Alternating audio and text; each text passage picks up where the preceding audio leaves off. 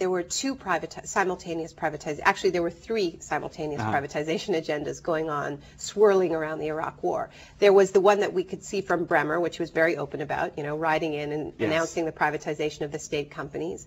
There was the longer-term plans to privatize Iraq's oil, and the hope that this would spread to surrounding countries, because Saudi Arabia, Kuwait, Iran, these are all highly protected economies. And in fact, this is the one part of the world besides North Korea that really exists outside of the so-called Washington consensus. I mean, these are highly, even U.S. allies in the region like Saudi Arabia, you know, 90% of that economy is controlled by the monarchy. This is not a free market economy.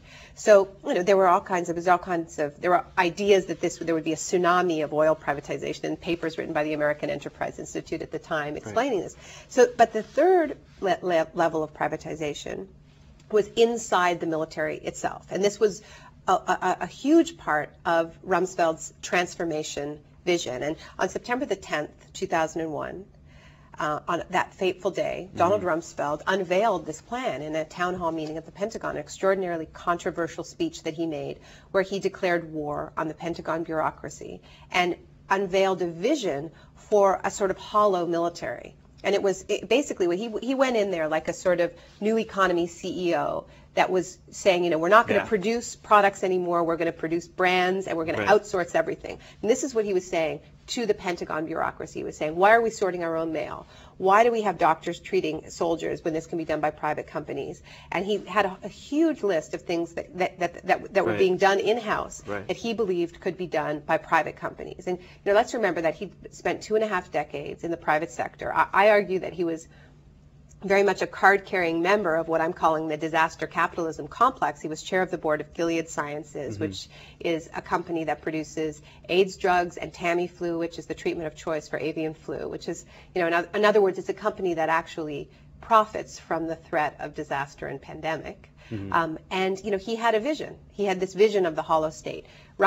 Cheney, you know, was somebody else who, in his role in the private sector, was at the forefront of this radical vision of the hollow state. And he was doing that at Halliburton, the hollowing out of the sort of the military campaign in the Balkans. You had the first stage of what we've seen in Iraq with the fully privatized bases, kind of run as Halliburton city-states.